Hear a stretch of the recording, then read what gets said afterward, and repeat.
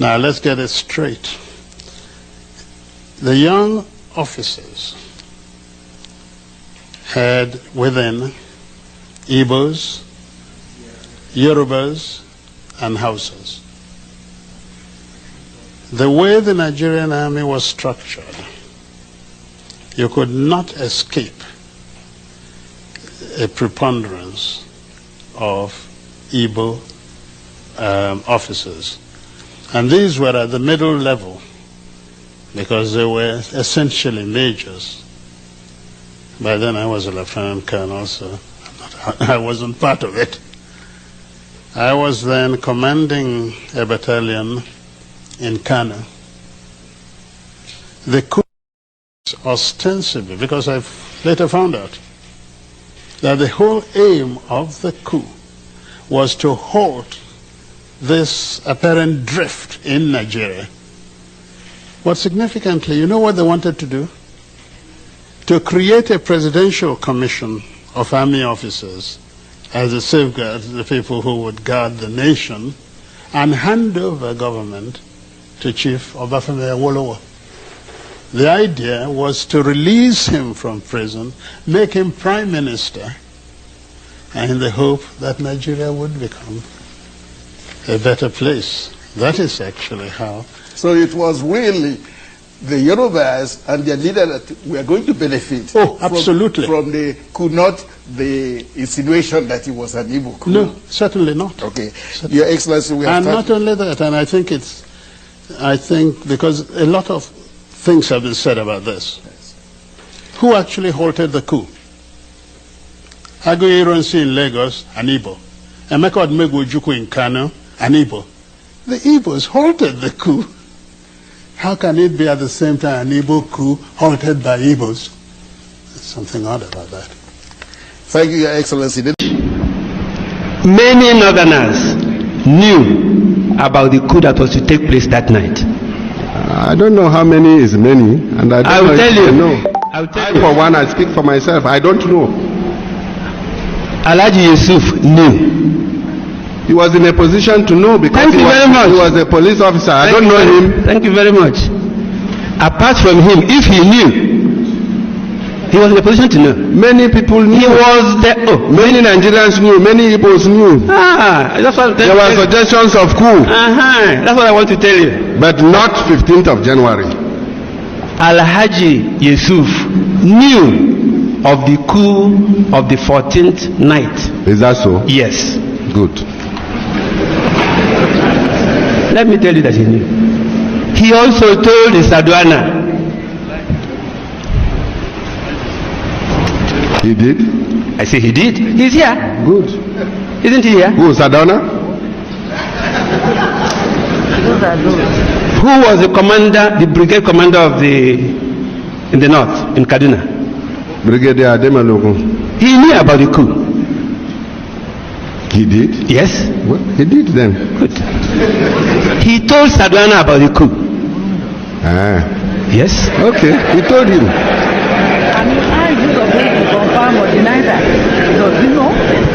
He advised Sadwana that it was better that they take him to the Chad or Niger. I heard so too. Very well. Yeah, I heard the story. Oh, you have heard it. We are hearing the same thing because we are the same age. Yes. Now, Akintola knew. I heard he knew. Good. And he flew to Kaduna on that Friday afternoon to brief Ahmadu Bello. So I heard. Thank you. Abubakar knew. He did? Yes.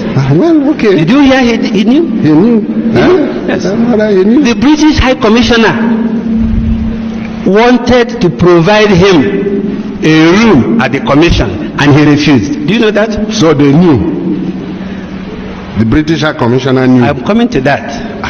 I'm coming to that because you mentioned a foreign government. I know what I know. I don't know what they know. Did you hear later that the British High Commissioner said, my friend, sit, come in my room, come and I'll keep you, the flag will protect you, because that night something was going to happen. My lord, this was not my evidence, but we are enriched. It's not your evidence. I'm asking you what you know or what you have heard about this coup. Oh, sorry. Unless you took part and want to hide it. You can investigate me. It's too late. It's never too late. All right. The crime is a crime. Let us find out what you heard or what you know. Yes. Before or after the event? Before the coup. Well, all this you say, I never knew before the coup. Do you know that there was a Commonwealth conference that night? I know of it, yes. Right. That the one Mr. Wilson was the Prime Minister. Who? Wilson. Yes, Harold Wilson. Did you hear that he also offered Abubakar the frigate that was in Apapa? I must have read it somewhere. Thank you very much. You read them? Yes. After the coup? I read or heard of them after the coup. Did you investigate them? It's not my duty to investigate. Thank you. He's talking about. Show him this document.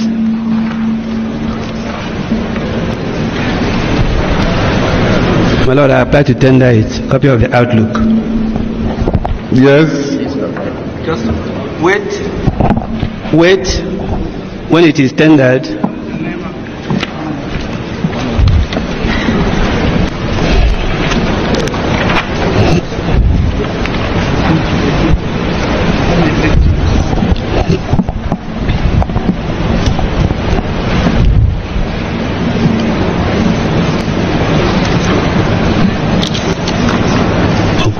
We still have it.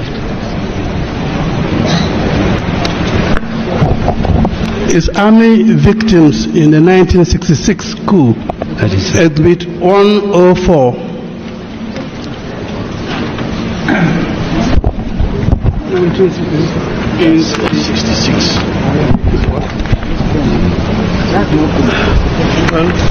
Army victims in 1966 I think it's incident T is missing. Fascinating. Many of the key figures in this book and who shaped the history of our country are here with us today. And that tells another story all by itself. And that is something truly unique about Nigeria.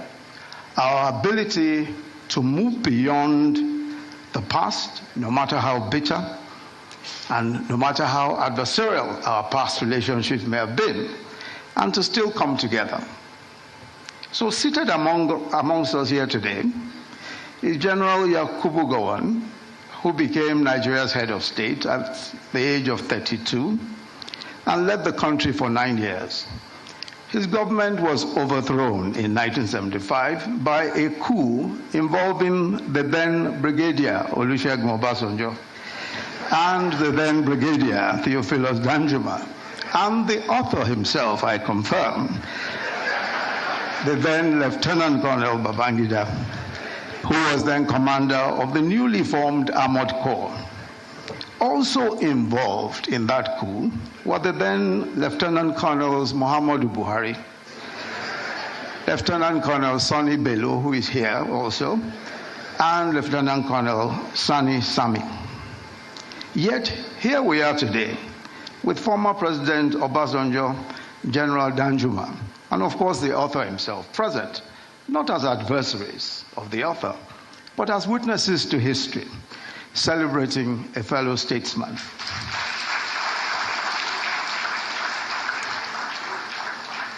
In a striking turn of fate, the author notes that it was President Obasanjo who, after the tragic assassination of General Murtala Mohammed, insisted that a young Lieutenant Colonel Babangida be appointed to the Supreme Military Council, making him its youngest member at the time. Also represented here is the immediate past president, Muhammadu Buhari, another leader whose path intertwined with Babangida. It was former President Babangida who played a key role in the coup that brought President Buhari to power in 1983, and later in another coup that removed him and brought Babangida himself into power. Yet today, President Buhari is represented at this occasion, celebrating the man who overthrew him, and detained him for 3.5 years. His one-time old adversary, former President Babangida. And then, of course, there's a gentleman here who was an elected senator in 1992 in the course of Babangida's transition program. When Babangida annulled the 1993 election and General Abacha took over and dissolved the Senate, that senator tried to reconstitute the Senate in resistance to the dissolution. He was detained, charged to court. He escaped into exile. Today, he is also here to celebrate with his former tormentors. But as President, Commander-in-Chief of the Armed Forces of the Federal Republic of Nigeria, President Bola Ahmed Tinubu.